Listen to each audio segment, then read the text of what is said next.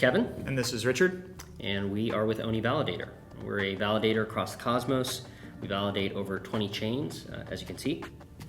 And today we're going to be showing you how to get your Injective address using various wallets. First, let's get into Leap Wallet. Awesome. So, for those that have Leap, very simply, it's a browser extension here. Beautiful little frog. And you can go to cosmos.leapwallet.io. When you do that, it looks like this. Boom. If you don't have an address yet, it will prompt you to create an address. And what that does is it sort of seeds your Cosmos wallet with a number of addresses, one of which will be an Injective address. This is just a dummy wallet, but you can see your various chains within the dashboard here or within the extension right here.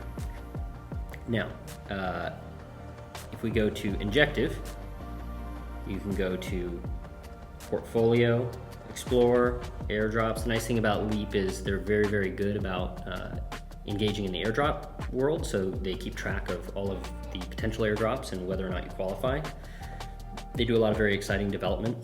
It's very prolific dev team that we've worked with in the past, and been very impressed with their ability to ship new features. So if you go to Explore, you can get an overview of all of the different tokens in Cosmos, how much they're up, how much they're down. You get kind of a nice bird's eye view of everything. And then if we go to Injective, you can get details on the Injective token. Now, typically when we're using Leap, we use the dashboard interface a little bit less. That's for a more holistic view of everything. If you're really trying to take a deep dive, a lot of times your day-to-day driver is going to be here in the actual extension. It's very similar to Kepler or MetaMask in that sense, where they've sort of front-loaded all that functionality into the extension, so you have all of the most essential pieces. It also looks a lot like their mobile app, so it'll be familiar on both platforms. So in this case, we're on Injective. You choose the chain that you want to be on over here in the top right. So we have Injective selected. If you wanted to be on a different network, you can see they support a lot of networks within Cosmos. So Injective, boom. You'll see your available tokens right here. And you can receive funds by copying your address here. You can send funds very simply to a recipient like this. If we wanted to send 0.01 Injective to somebody, we can just paste in their wallet right here and it'll transfer it over to them. That's your send feature. Receive just gives people your address so that you can receive tokens, or if you're trying to transfer from a central exchange, that gives you the address of your Web3 wallet. IBC would be to transfer tokens between networks. So if you wanted to take Injective and transfer it to another network like Osmosis or the Cosmos Hub or anywhere else in Cosmos, you can do that over IBC. You do that in that part of the wallet. Bridge would be a bridge, very simply. You can bridge assets. So if you're going from Ethereum to Injective or vice versa, you can do that through the bridge platform. That will take you out of the extension. And then swap. So if you're doing swaps, that will take you to another place where you can do a swap. So if you wanted to, for example, go from Osmosis USDC to Injective, you could swap USDC on Osmosis for Injective on Injective, and it will basically execute a swap on Osmosis, which is another network, for whatever asset you have on there, and then it will swap it over IBC to you on Injective, all in one transaction. So this is what that looks like. Boom, we'll proceed, and then we sign the transaction, approve it, and it will execute that swap all in the background, which is kind of the beauty of working with Injective within Cosmos, is you can communicate to every other network and sort of leverage the utility of these other chains even when you're doing native transactions on Injective. So in this case, we're doing something over on Osmosis, it's communicating with Injective, and it's gonna swap that token and send it back over to us so that we can do whatever we wanna do on Injective with that. So that will execute in the background. You just wait for the confirmation, success, boom, you're done. and your balance will be updated on Injective, just like that. There you go, we have another $1 of Injective. So that's a quick overview of sort of the main page function.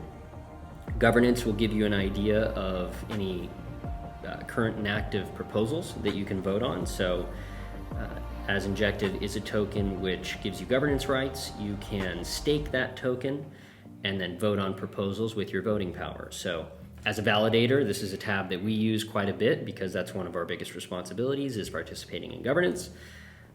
And if you want to vote yourself on Cosmos networks, your vote will override your validators. So if you feel very strongly about something, you can vote yourself, and we do recommend that. Otherwise, your validator's vote will serve as a proxy for your own. So you always have the right to vote, but a selection of validator is an indicator that you agree typically with their governance viewpoints, and they can vote with your voting power if you choose not to. You can always override them. Then we'll talk about staking. So if you're going to stake your Injective, which we highly recommend, oftentimes it can make you eligible for airdrops. A lot of people do create airdrops. Obviously, we can't promise or say anything because we're not supposed to. But you can stake your tokens. You can earn rewards on Injective. So the APY currently on Injective varies depending upon how much is staked in the network, but it ranges from 14.76% to 15.58% right now in returns. So that's a very tasty return for staking your tokens. We highly recommend that. Go ahead and click stake. And in this case, we're going to stake with Oni because why wouldn't you? Go ahead and stake however much you want. It won't let me stake 1,000 because I don't have that much in this wallet, but you're more than welcome to. Go ahead and stake however much you like. Verify that it's the validator of your choice. Review. Make note of any unstaking periods, right? So when you're staking your tokens, they're locked for a period of time. On Injective, that's 21 days. You can always add a memo. We love Oni. And then you stake your Injective. That transaction happens very, very quick. The block times on Injective are insanely fast. One of the fastest networks in crypto, period. And you click done, boom, your Injective is staked. It's that simple. That happens in a very, very fast amount of time. And in fact, let's check it real quick. Just how fast is Injective today? We are looking at times of 0.83 seconds. Sometimes it's even faster. So very, very fast. Cosmos Hub, for comparison, is 6 to 7 seconds. So Injective is blazing quick in that regard. And that is sort of a quick overview of Leap Wallet and some basic functionality in there. There's also ways that you can earn more things. So they've got lots of different pools for dexes and fun things that you can sort of look into in that tab. And then they have an activity log of all of your activity within a network, so you can go back and refer to things, see any past transactions that you've done. You can sort of get an idea of like, where did I send that one thing 3 days ago? That's all going to be within your activity tab. There's also support for NFTs, and so if you're big into NFTs, you can sort of keep track of all your NFTs in one place. You have that all within both the mobile app and also the dashboard.